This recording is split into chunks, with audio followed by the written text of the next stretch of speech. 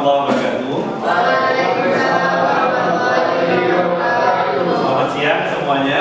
Senang sekali di siang hari ini. Di siang hari ini saya bisa bertemu dengan kawan-kawan semua. Dan kita bertemu lagi di mata kuliah Cyber Security atau kalau mau bahasa Indonesia keamanan siber. Ini pertemuan kita yang ketiga. Dan sebelum memulai perkuliahan, agar kegiatan pembelajaran kita diberkati dan dipermudah prosesnya, saya minta satu orang dari perwakilan kelas ini untuk memimpin doa. Nah, saya minta Gibran yang doa, silakan.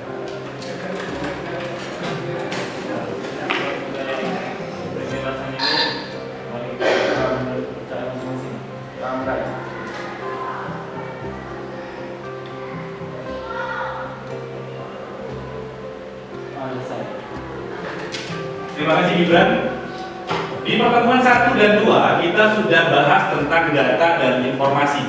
Ya, kita sudah bahas tentang data dan informasi. Data, informasi. Ini adalah dua hal yang saya yakin sekali kita sering dengar dalam kehidupan sehari-hari, tapi faktanya antara data dan informasi itu berbeda. Ya, data dan informasi kita sering dengar, bahkan mungkin beberapa kesempatan saling pertukar maknanya, tapi sebenarnya antara data dan informasi itu dia berbeda, seperti yang kita sudah bahas di pertemuan lalu. Ada yang bisa bantu saya? Apa itu data? Apa itu informasi? Dan apa perbedaan di antara keduanya? Ada yang bisa bantu jawab? Data apa? Rani mungkin? Data apa? Kita coba flashback pertemuan yang lalu. Tadi ya, silakan dia. Data adalah catatan yang terkumpul berdasarkan fakta-fakta. Data adalah catatan yang terkumpul berdasarkan fakta-fakta. Ada yang bisa bantu jawab lagi? Ya, bisa. Data adalah sekumpulan fakta yang belum diolah yang didapat dari hasil rekaman. Oke. Data adalah sekumpulan fakta yang belum diolah yang didapat dari hasil penelitian atau rekaman atau pengamatan ya. Oke. Itu data. Nah, sekarang yang bisa bantu saya apa itu informasi dan apa perbedaan antara keduanya? Informasi ini. Data sudah, informasi apa? Mereka. Oke, Meka, ya. Apa? Informasi adalah sekumpulan data yang sudah diolah. Informasi adalah sekumpulan data yang sudah diolah. Kalau data tadi fakta yang belum diolah. Kalau informasi data yang sudah diolah yang menghasilkan sebuah pengetahuan baru. Ya. Apa beda antara keduanya? Data dan informasi. Data masih mentah? Iya. Data masih mentah, informasi sudah diolah, sudah bisa dijadikan acuan untuk mengambil keputusan. Sekarang pertanyaan saya, tiga contoh ya sebelum kita masuk materi baru. Ziad diberitahu oleh Suhail misalnya, Ziad kita ada kelas Cyber Security jam 10.30.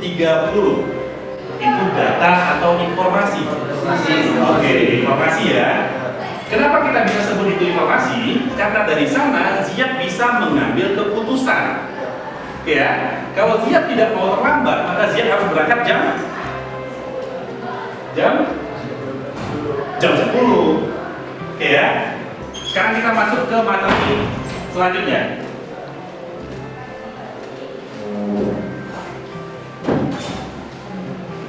Baik kawan-kawan bisnis digital semua. Kita akan melihat apa yang kita mau bahas di pertemuan yang ketiga kali ini. Pertemuan 1 kita sudah bahas tadi tentang data dan informasi, dan saya juga sudah mencoba bertanya kembali kepada kawan-kawan semua terkait dengan pemahaman untuk materi yang sudah lampau. Dan ini pertemuan kita yang ketiga, kita akan bahas tentang kriptografi. Nah, ini dia. Jadi kita akan bahas tentang kriptografi, di mana algoritma yang kita bahas kali ini adalah algoritma yang simetris. Nama algoritmanya adalah Caesar Chipper. Nah, ini sesuai di RPS pertemuan ketiga kita akan bahas algoritma kriptografi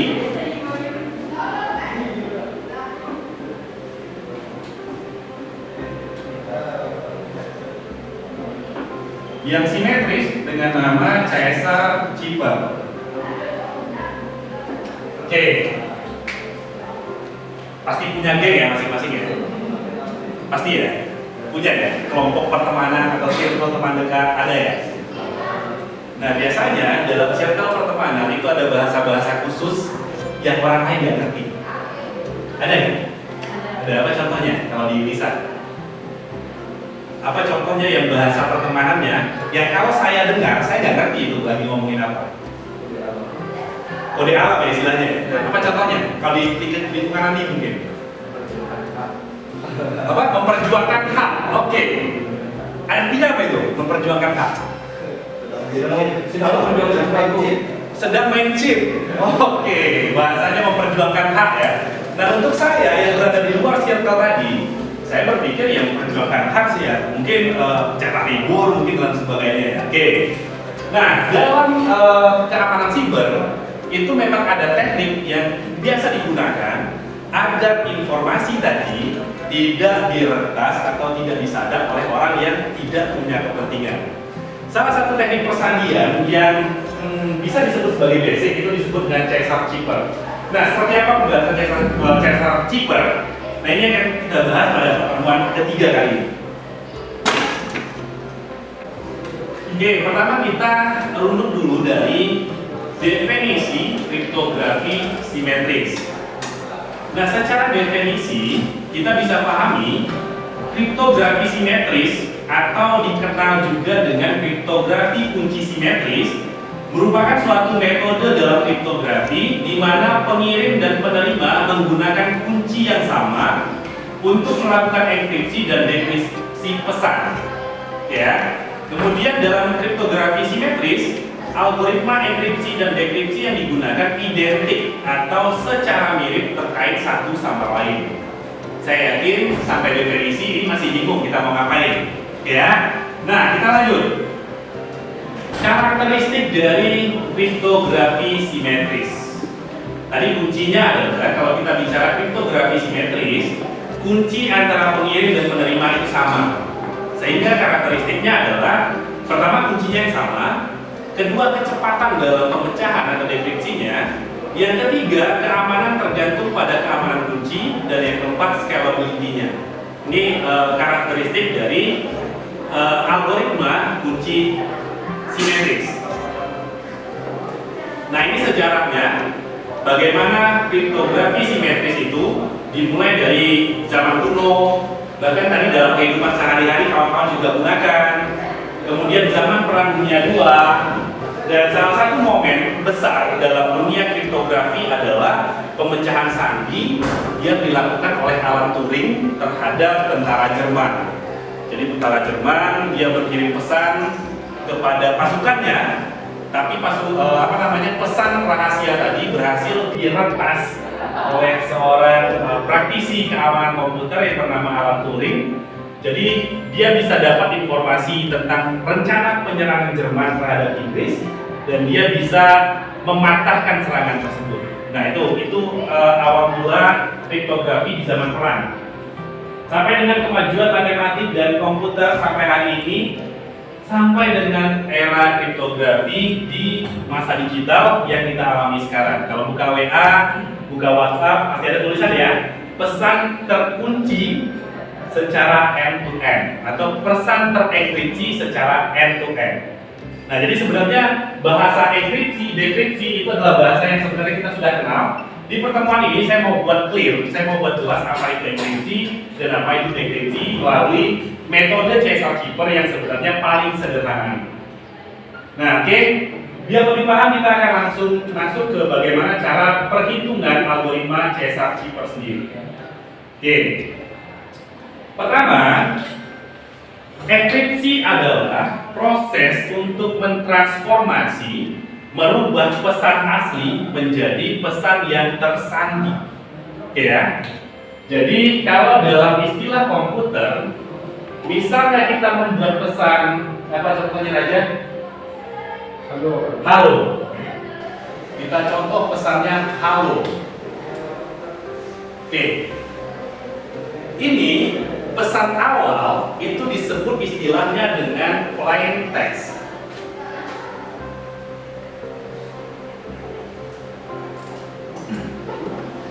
Oke, pesan awal atau pesan yang belum tersandi itu disebut dengan plain text. Nah, kemudian metode atau ketika pesan ini sudah dirubah menjadi pesan yang sudah tersandi melalui formula tertentu, maka dia disebut dengan ciphertext. Katakanlah misalnya secara acak kita ubah ini menjadi D.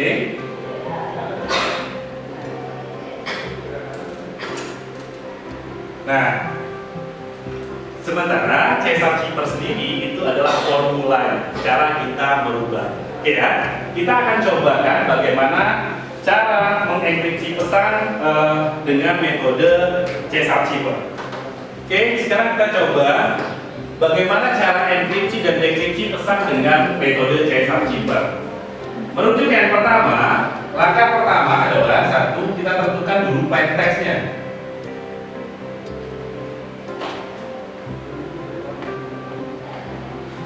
Oke, tadi saya sudah minta Raja dan Raja berikan plain text-nya adalah halo. Oke. Kedua, langkah kedua adalah pilih kunci. Nah, ini saya coba jelaskan dulu ya bagaimana cara memilih kunci.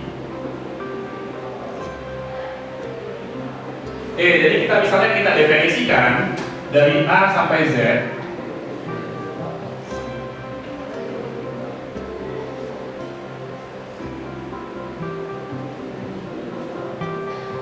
Huruf ke-13 apa ya? 5, 6, 7, 8, 9, 10 K, L, M ya? M, G,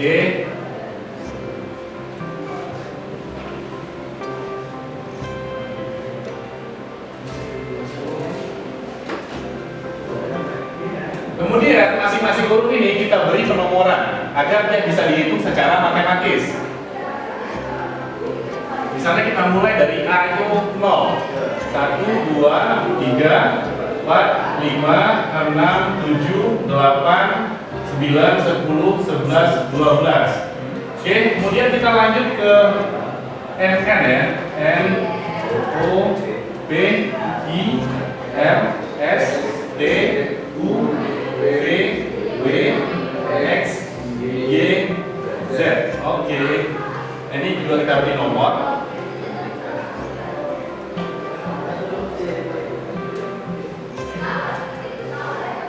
Ini berarti 13, 14, 15, 16, 17, 18, 19, 20, 21, 22, 23, 24, 25. Oke. Nah, kita tentukan kuncinya. Misal saja kuncinya mau ditambah berapa? Contoh ya, karena masih belum paham ya. Oke, kita coba tetapkan kuncinya adalah tambah 3. Oke. Bagaimana selanjutnya? Selanjutnya adalah pesannya kita mulai enkripsi dan kita lakukan iterasi atau perulangan. Enkripsi. Bagaimana cara mengenkripsinya? Kita ambil lagi plain text-nya, halo. Oke. H ini diwakili oleh angka berapa? 7. A 0. L 11. O 14. Oke. Sekarang kita lakukan proses iterasi atau proses transformasi dari plain text ke ciphertext-nya. Karena rumus yang kita tetapkan adalah tambah 3, maka yang kita lakukan adalah 7 tambah 3 tambah 3 tambah 3 tambah 3. Ini hasilnya 10. Ini hasilnya 3 14 17. Oke. Sekarang 10 ini mewakili huruf apa? K. 3 14 17 R. Oke. 11 Setelah kita lakukan persandian, kata halo tadi menjadi KDOR. KDOR inilah yang disebut dengan pesan yang telah terenkripsi atau istilahnya ciphertext. Ya, kira-kira kalau Suher mau mengerti apa itu KDOR, gimana caranya? Harus tahu kuncinya. Oke ya. Nah ini tadi yang di pembahasan pertama bahwa kunci antara pengirim dan penerima itu identik. Oke ya. Nah ini kita sudah sampai di fase enkripsi. Nah sekarang bagaimana cara memahaminya? Kita lakukan proses dekripsi atau proses translasi dari kata tersandi tadi menjadi kata yang dapat dimengerti secara umum. Caranya hanya melakukan inverse atau kebalikan dari kunci awal. Oke, kalau kunci awal kita adalah +3, maka untuk memecahkan sandinya kita gunakan rumus -3. Oke, sekarang kita mulai lagi. Misalnya Raja berkirim pesan halo ke Evan, kemudian dengan metode Caesar Cipher diberi kunci +3. Oke ya. Nah, ketika mengirimkan pesan tadi, Raja juga mesti kasih tahu sama Evan bahwa kuncinya adalah +3. Kalau enggak Evan nggak bisa ngerti kalau nggak tahu kuncinya ya. Oke. Jadi KDOR. Nah sekarang kita balik lagi ke sini. Ke deret hurufnya, K itu nilainya 10, kemudian D nilainya 3, O 14, kemudian R adalah 17. Apa yang kita lakukan selanjutnya? Kurang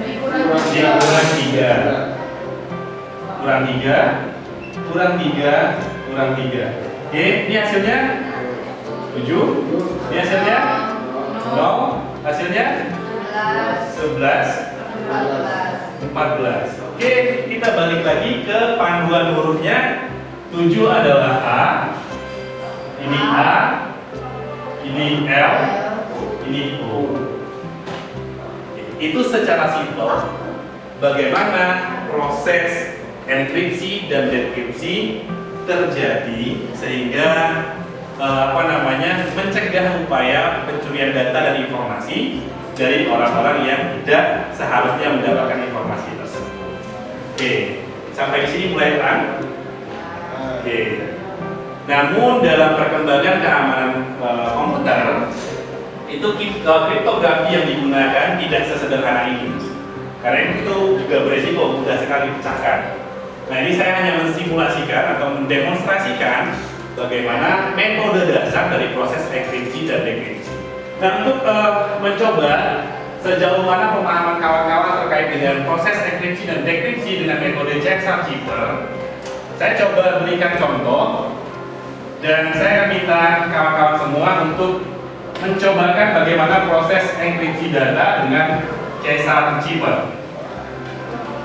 Oke, saya punya plain text misalnya. Oke, ini plain text yang saya punya. Kemudian saya punya kunci +2. Oke, ada yang bisa terjemahkan satu per satu kata atau per satu huruf ya? Huruf sedikit sekali ya, per satu kata. Ada yang bisa bantu saya untuk mengenkripsi pesan ini? Ada yang bisa bantu saya? Oke, silakan kerja. Satu kata ya Raja ya.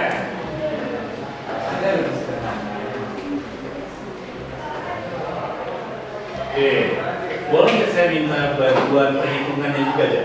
Itu kan sudah hasilnya. Ya Pak, karena yang di sini Boleh ditulis ya? karena yang di sini 17, Ya. 17 karena di rumusnya ditambah 2, Ya, tolong dibuatkan juga pertambahannya biar tahu. tambah 2, Oke. karena 2, Karena kita belajar konsep dasarnya ya. Yang penting kawan-kawan paham fundamental. 16 dan selanjutnya huruf A adalah 0 Ya. dan ditambah 2 maka C. Oke. Baik, makasih Raja. Boleh tepuk tangan Raja. Ada yang bisa enkripsi kata juara? Silakan Evan. Nanti terakhir kata kelas. Siapa yang mau bantu untuk kata kelas? Dari bisa. Oke.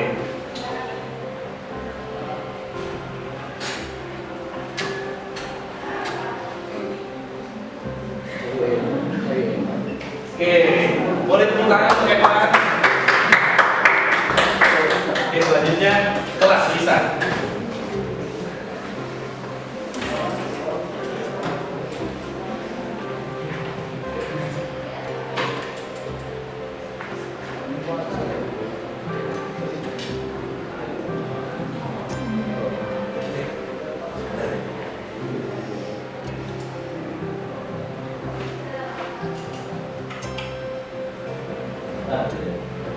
Oke, tepat ya. Oke, boleh tepuk tangan untuk bisa. Nah, simpel ya sebenarnya. Kalau yang ini simpel ya. Oke, kira-kira ada pertanyaan nggak sampai di sini? Oke, silakan Raja pertanyaannya. Ya, Pak. Kalau untuk mengetahui rumusnya gimana? Untuk mengetahui rumusnya, oke. Nah, untuk mengetahui rumus dari sebuah enkripsi, ini menjadi salah satu titik lemah dari metode enkripsi simetris. Kenapa saya sampaikan seperti itu? Karena dalam metode enkripsi simetris, utamanya dalam Caesar Keeper, antara pengirim dan penerima itu mereka harus sepakat dulu kuncinya apa. Jadi kuncinya untuk tahu yang mesti ditetapkan oleh si pengirimnya dulu. Jadi kalau dalam hal ini raja yang mau berkirim pesan, raja yang mau mengenkripsi sebuah pesan, maka raja yang menetapkan. Jadi tidak ada cara lain selain memang ditetapkan sendiri kuncinya oleh si pengirim pesan. Dan di saat yang sama, ketika pesan terenkripsi dikirimkan, si pengirim pesan juga harus memberitahukan kunci pesan ini kepada si penerima. Nah, jadi seperti itu caranya untuk mengetahui. Jadi mesti ditetapkan. Baik, terima kasih Raja. Pertanyaannya ada lagi? Pertanyaan yang lain? Sampai di sini bisa dipahami?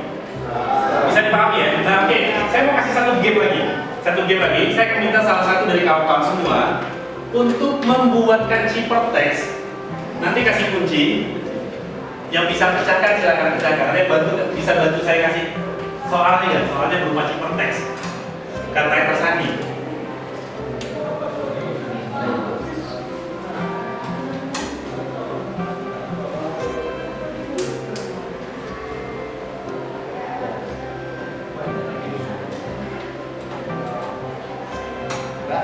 Oke, kita sudah punya 2 ciphertext dan kita juga sudah punya 2 kunci dari ciphertextnya. Nah, sekarang ini sudah diberi quiz ya sama teman-temannya ya. Nah, ada yang bisa bantu jawab. Saya tunjuk aja ya. Oke, Rani satu. Jawab yang di bawah. Ini sisi kita loh. Ayo. Kunci itu adalah formula yang digunakan saat mengenkripsi. Oke, baik, tepuk tangan dulu. Pesannya ternyata adalah Tuhan ganteng, Agung manis. Nah, karena Agung yang manis, kita minta Agung sekarang yang jawab untuk pesan atau ciphertext yang pertama. Ya, silakan Agung. Tepuk tangan untuk Agung manis. DWT dulu.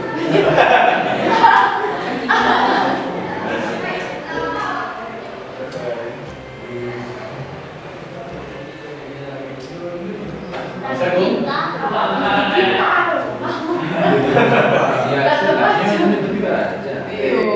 Oke.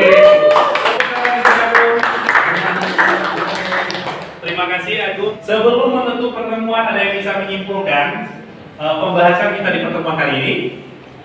Ya, silakan Suhail.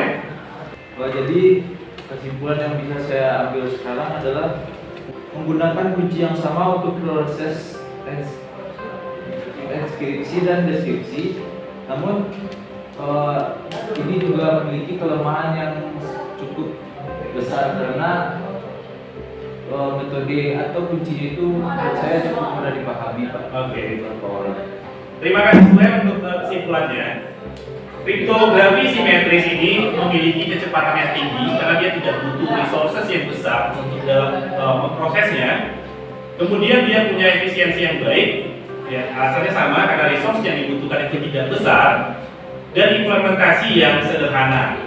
Namun kita juga perlu mengingat bahwa keamanan kunci dan metode ini itu cenderung rentan dari serangan algoritma brute force. Kemudian penggunaan kriptografi simetris harus dipertimbangkan dengan cermat sesuai dengan kebutuhan keamanan dan konteks aplikasi yang spesifik. Itu kesimpulan dari pertemuan kita di pertemuan yang ketiga ini dalam mata kuliah Cyber Security. Baik, kalau misalnya tidak ada lagi pertanyaan, terima kasih banyak untuk kehadiran dan partisipasi kawan-kawan semua. Mohon maaf jika ada salah-salah kata dan sampai jumpa di pertemuan selanjutnya.